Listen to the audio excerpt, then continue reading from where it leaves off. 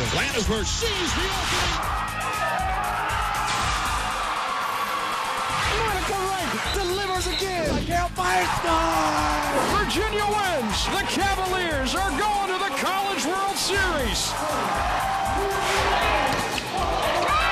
He's going to go all the way to the end zone. Touchdown, Virginia, Big Paul. Cavalier Sports Weekly is presented by the Virginia Lottery. The Virginia Lottery, helping Virginia's public schools. And brought to you in part by Geico. 15 minutes could save you 15% or more on car insurance. On this edition of Cavalier Sports Weekly, presented by the Virginia Lottery. And he sure got a good look, and credit to him for knocking that down. And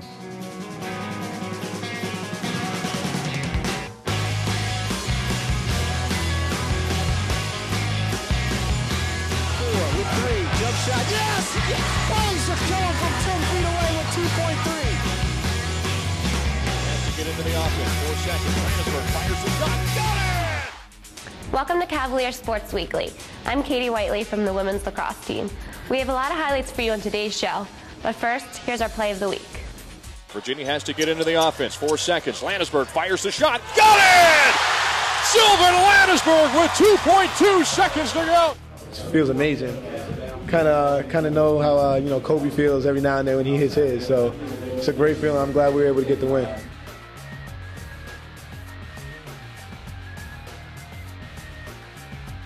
and he sure got a good look, and credit to him for knocking that down and making that big shot. But it's just a simple little play. This portion of Cavalier Sports Weekly has been brought to you by SunTrust Mortgage. Live solid, bank solid. Stay tuned. Virginia game highlights are coming up next. 2:08 to go. We're all tied up. Ball in the hands of Grant, near side right. Ball stolen away by Evans. He's racing off the other way. Takes it all the way to the rack. Lays it in. This portion of Cavalier Sports Weekly is brought to you by Geico. 15 minutes could save you 15% or more on car insurance. Welcome back to the show. Our men's basketball team had 2 games this week, against UNC Wilmington on Monday and Wake Forest on Saturday. Let's check out the game stories. It's Grant feeding off to Wolf, dumps it down low. Ball going to be pinball around in traffic. It'll be Virginia coming away with it. Landisburg had to go right to him. He feeds off to Zaglinski. Knifes his way to the lane. He lays it off the window and good. Here's a long three-pointer. Jeff Jones going to miss it off the front side of the iron. Got a good look at it, but took that one from way downtown. Here comes UNCW the other way. Another three-pointer. Bass Knight hits it. Look out.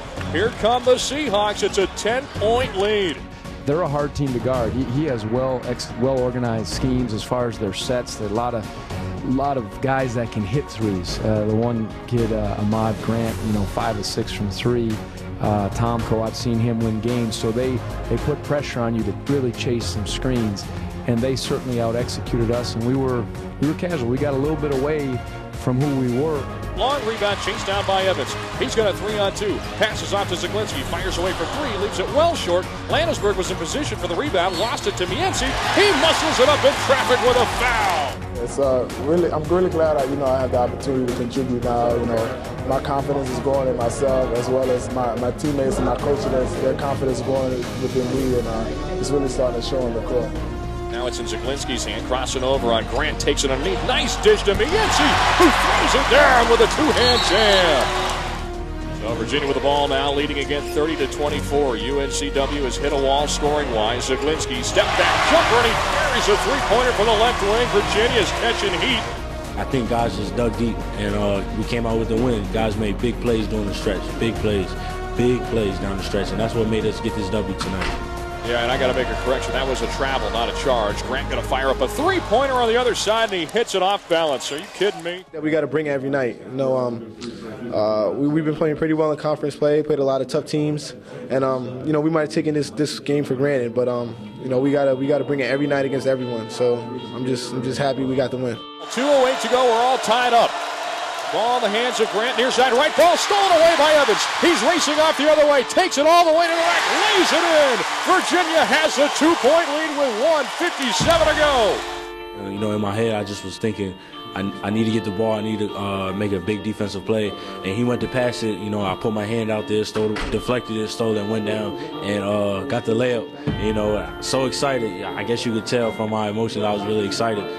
They give to Fields. Fields gives to Grant. Boy, suffocating defense from Jontel Evans. He's going to feed out. Tomko had an open look from three. Passes off to Grant. Fires away from three. Rattles it home. It's all tied up. Evans with it in his hands now. Dribbling with the right hand. Feeds off to Scott. Virginia has to get into the offense. 4 seconds. Landisberg fires the shot. Got it! Sylvan Landisberg with 2.2 seconds to go. Here's Tomko. Desperation. Half-court shot on the way. No good. It feels amazing. Kind of know how you know, Kobe feels every now and then when he hits his. So it's a great feeling. I'm glad we were able to get the win. You know, we were talking out there, wish we only had 3 or 4 we were thinking of, and I just, for some reason, that one seemed like we were maybe thinking if the, I don't know who was the guy that set the screen, if his guy jumped out, perhaps maybe we could slip one to the basket, but if not, Sylvan coming on a curl towards the elbow, they're going to have to decide, and he sure got a good look, and credit to him for knocking that down and making that big shot, but it's just a simple little play. Here's a pass to the cutting Chase McFarland. He'll lay it in off the window as he knifes his way through the lane. Top of the circle to Landisberg. Takes it inside now, feeds out near corner to Evans. He'll dump it down low. Mike Scott puts up a jump hook from 8 feet up, and he rattles it through using the right hand. Wake Forest leading by 8. It's very simple. It's deja vu. Landisberg puts up a long jumper from just inside the arc and splashes it through. He's going to have 5 guys going at to be successful. Here's a steal going the other way. Landisberg takes it coast to coast. You know, you're going to have games where you're going to struggle to shoot the ball, and it showed at the free throw line tonight, but usually our defense is good enough at least to keep us in there until we can get something going offensively, but that wasn't the case today, and then certainly some foul trouble hurt us. Farouk Aminu, double team comes, and he nearly turns it over. It will be taken by Jeff Jones, who intercepts the pass. Feeds off to Scott. Scott puts up a shot, no good, and there's a whistle and a foul going against Scott. Sylvan picked up 2, Mike had 2, and I thought if we can just hang in there, and the game got out of hand, and credit to Wake Forest, they did the job. They were aggressive, they were ready. Usually I hold a guy out if he gets 2 fouls, and I just stuck to that. We talked about it on the bench in one of our timeouts, and then all of a sudden there's maybe 2.5, 3 minutes left. We said, boy, to put Sylvan in back now might be foolish if he picked one up, and then, you know, they hit the last second 3 of the half, and it stretched out. As the final seconds tip off the clock. Being down 19 at the half, you know, that's hard to overcome against a team like this that defends as well as they do.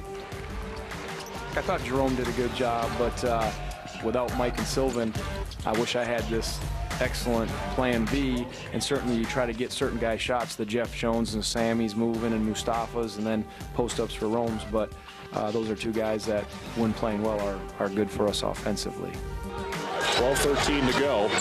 And last foul, the third of the game for Wake Forest. Shot missed on the attempt by Sherrill, but followed up by Jones as he will lay it right back up and in. Outside Jerome Yancey, he's just 1 of 2. At the beginning of the second half, I said that Virginia wouldn't shoot 21% again, but I mean... Here's a steal. Ball is tipped en route, taken by Jones. Ahead to Landisberg, and he will flush it through with a one-hand jam. On the wing, dribbling with the left hand now, taking top of the arc. Pass can be intercepted and taken by Evans. He intercepts it. Now he's racing out the other direction and lays it off the window and good. Made a nice run at the end. You know, there was some effort shown. They didn't dive, but the game got out of hand too soon, and it was just a mad dash to try to get a chance. Jones knifes his way through the lane, floats it off the window and good with the right hand. And what a job by Hassan Sen laying out, coming up with it. We'll have a day off, and then we prepare for, you know, the in-state rival and get ready to play.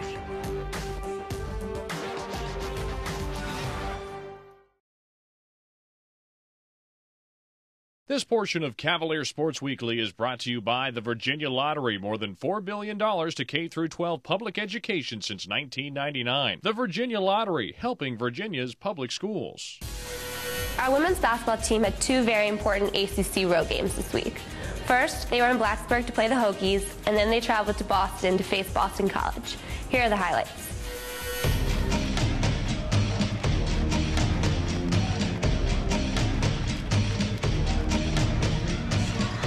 Open for 3. Right wing, yes. Nice shot, drills it. 3-2 Virginia at 18-10. A lot of pressure on Virginia Tech, and they never got in rhythm. Oh, Monica Wright explodes to the left baseline.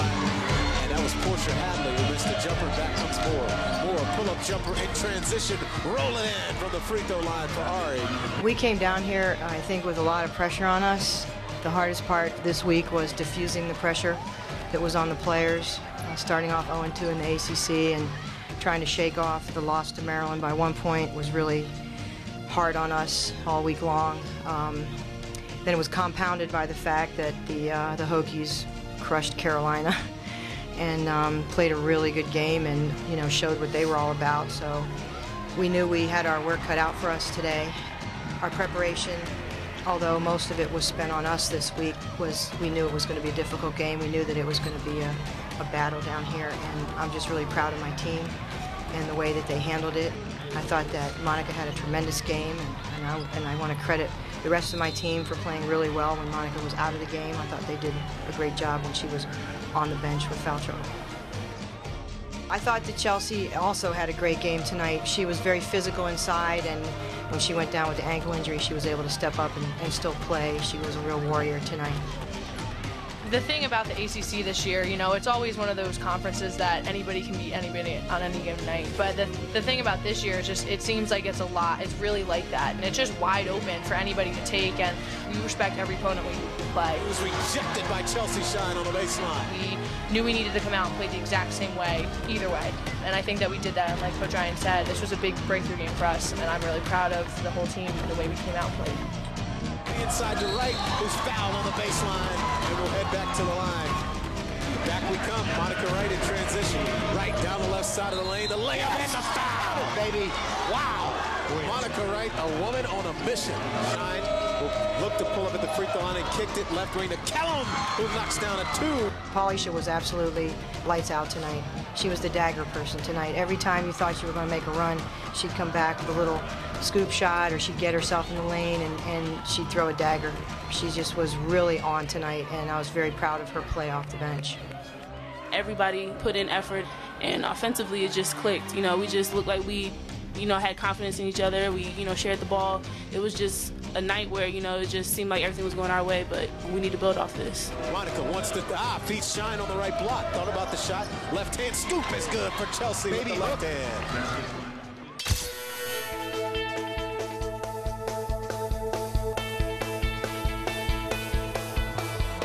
Rebound to Monica Wright in transition right to left. Here's Wright exploding to the rim with the left hand, and the layup good off the window with the right hand from the baseline. So here's Moore on the left wing, and she'll give it to Chelsea Shine at the top of the circle. Chelsea driving down the lane with the left hand and laid it in. I didn't feel like we had very much energy to start the game. I felt like we were a little tired. That first segment, we looked like we got a little gassed to start the game, which indicated to me that we were just, sometimes the travel will wear on a young team, and I think it really wore on us a little bit. The Swords on the right block, and that's too easy. The circle and give it to Murphy deep in the lane against Egwu. Missed the layup. Pretty good straight up defense from Egwu. The ball knocked out of bounds by Ayla Brown. I was really pleased with Simone's play tonight. She did a great job defensively for us, and she stayed in front.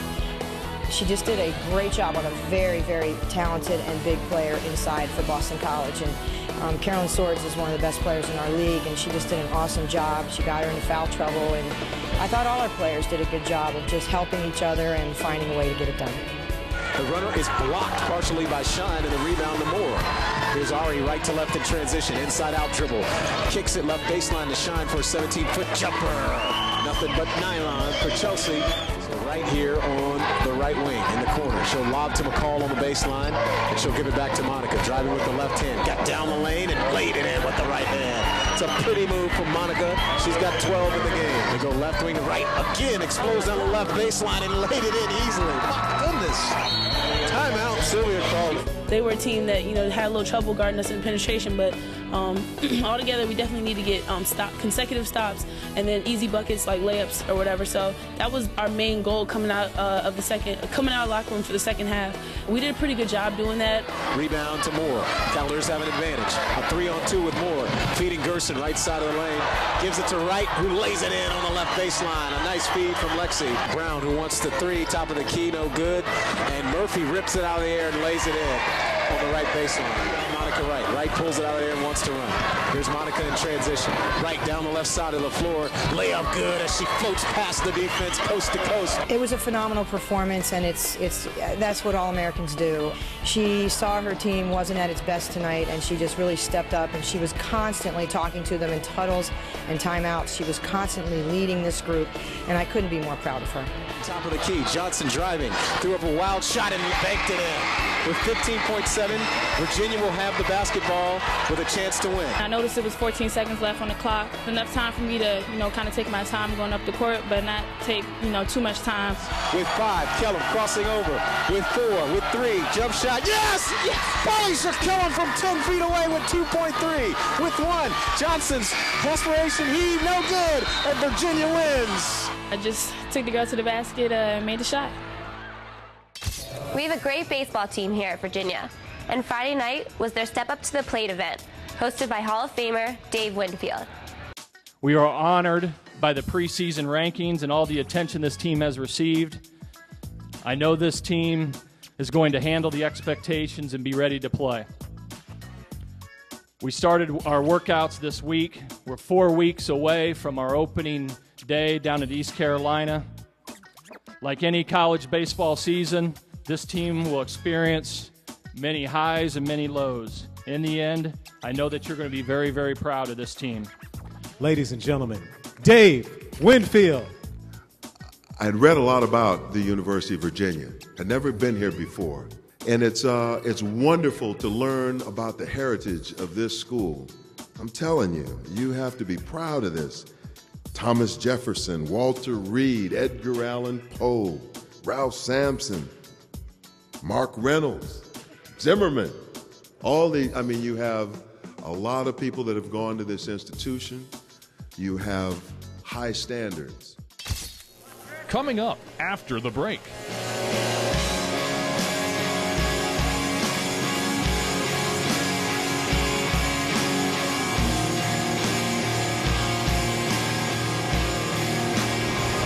This portion of Cavalier Sports Weekly is brought to you by the Virginia Athletics Foundation. Up next, in our Olympic Sports Spotlight, we check in with our 18th ranked wrestling team.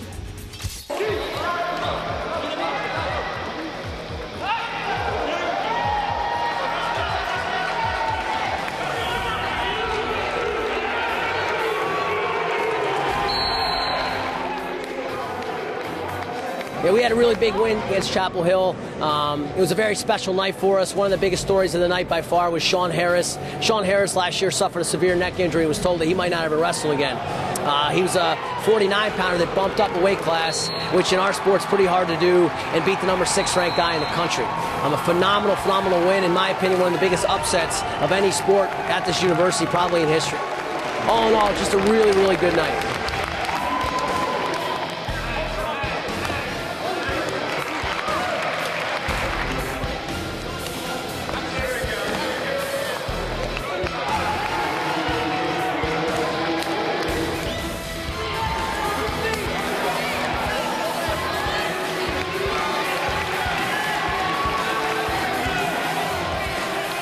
That duel meet, the score's close, but to be honest, we didn't wrestle good enough to win that duel, and our guys know that, and that's obviously something we have to live and work through.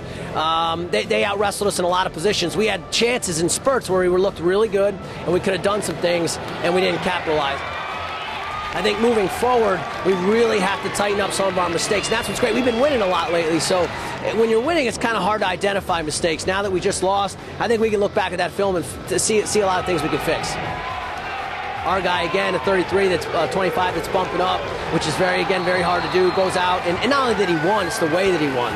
He just kept fighting and clawing and scratching. Sure enough, he wins 3-2 at the last second. Just phenomenal. That really got the crowd going. It got me excited. And I think it was great. That was the last match of the night, luckily for us, because we ended on a high note that way.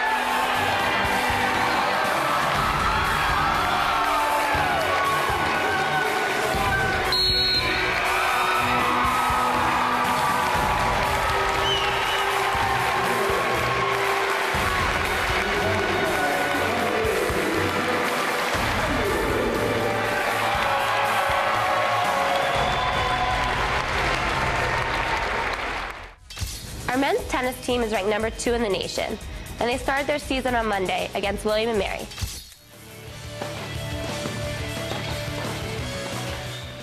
We got off to a great start to our season and had an opportunity for a lot of guys on our team to get a chance to play after a couple of weeks of hard work here in Charlottesville. It was good to get our season started and get in the mode of competing in a live situation. So it was an excellent start to our season. Obviously, we played William & Mary in a different format, which I thought was great for both teams in having a larger number of their players have an opportunity to play. We played 10 singles and 5 doubles, a 15-point match, and fortunately for us, we swept the match, but there were a number of close matches, so it was good for us to get that competition in. Overall, our team played well, but it was especially impressive the way that our fourth-year co-captain stepped up for our first match of the year.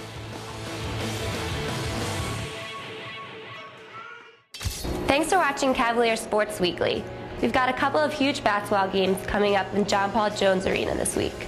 Our women's team plays NC State on Wednesday, and our men's team takes on the Virginia Tech Hokies on Thursday. We'll be back next week with coverage of those games and more stories from Virginia athletics. Until then, go Hoos! Cavalier Sports Weekly is presented by the Virginia Lottery. The Virginia Lottery, helping Virginia's public schools. And brought to you in part by Geico. 15 minutes could save you 15% or more on car insurance.